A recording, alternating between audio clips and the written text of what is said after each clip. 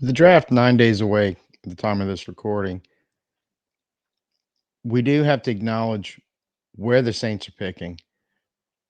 It's draft, 3-day event. I'm sure everybody knows, but for those that don't, day 1 is the first round picks. Day 2, rounds 2 and 3, everything else is on day 3.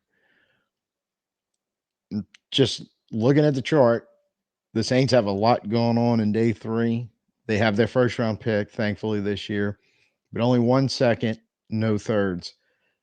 105 players will be taken between their day 2 pick and their first pick on day 3. Barring any trades, this is what it's going to look like in the Saints with these 4 fifth rounders, 2 sixth rounders, and 1 seventh rounder. They have to do a very good job of going deep into this draft on day 3 and being able to pull out some good football players. So we will we'll jump in and kind of as best we can see who's on that back end and who might be a useful draft pick, a useful target for the Saints in this situation. And we're going to take a look right now at Javon Foster, offensive tackle for the Missouri Tigers. Pro Football Focus ranks him the 168th overall prospect. He's around 19th ranked tackle prospect on their charts.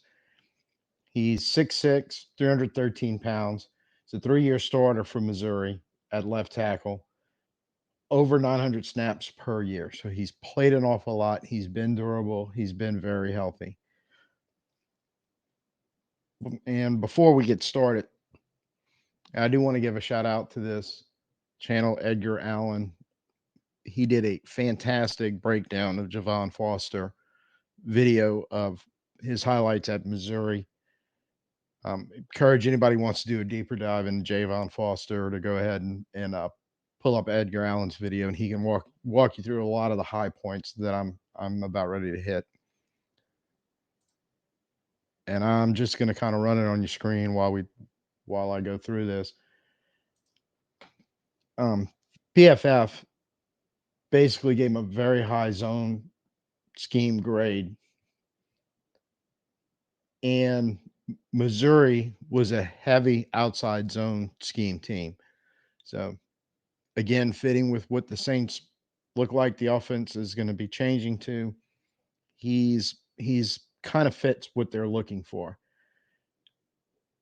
He's very athletic, very good at understanding angles and using leverage when he's moving.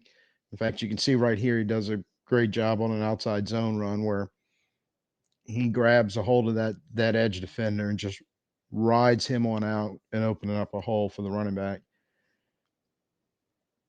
He's a high pad level.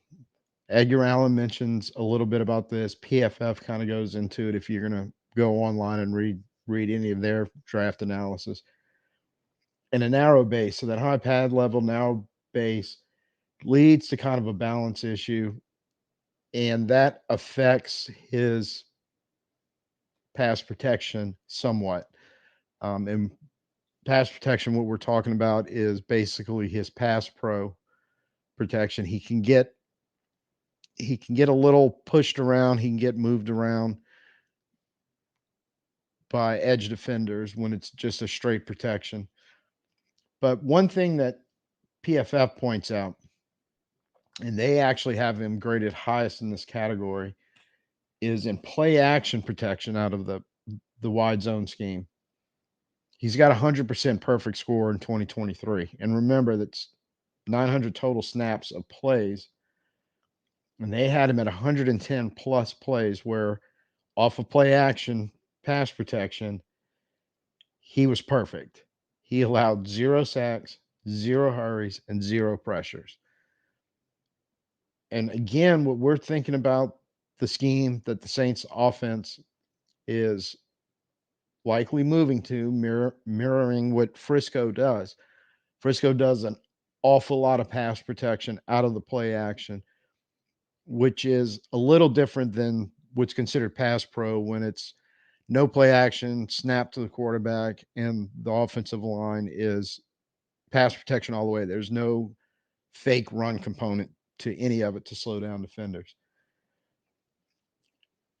So he's probably fitting pretty good in that day 3 category based on his pass pro. And that is an issue because Lord knows last couple of years, there was a lot of defenders that when we tried to pass, we're getting some awfully good free shots on our quarterbacks. But at the same time, I don't think there's anything that can't be developed by the Saints coaching staff. The offensive line coach, the play calling, everything involved in the zone scheme. A player like this may be able to fit in. I don't think it would be immediately, and you hope it isn't.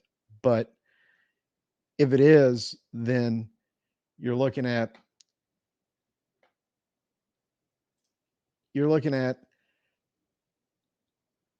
maybe by year two. Maybe this is a young developing player that you're starting off with a good base in his run ability and his ability to protect the quarterback when using play action, that you can develop that last part of it where he can protect the quarterback when it's straight true pass pro protection. PFF's bottom line after they gave their evaluation is he is a preferred backup offensive tackle in zone blocking scheme with enough dependability to become a potential starter.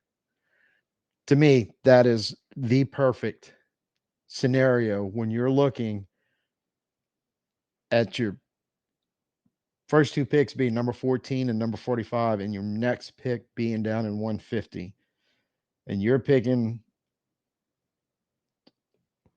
7 times between 150 and 239. A player like this, to me, seems like something you should be targeting in that range. Probably a lot of other NFL teams are also. So even though he may have that, 168 overall rank according to Pro Football Focus or anything along those lines, depending on what happens with the first two picks, 150, if he's there, this may be a guy you potentially want to bring in, develop, and have him be the backup that he's kind of projected to be, but eventually move into being able to start a young player developing.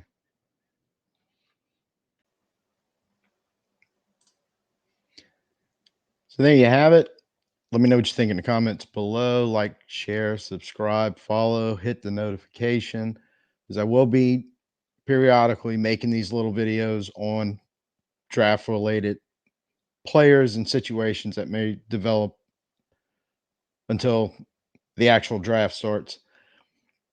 So you want to stay informed, and I really want you to keep coming back. Till next time, peace out. Who dat?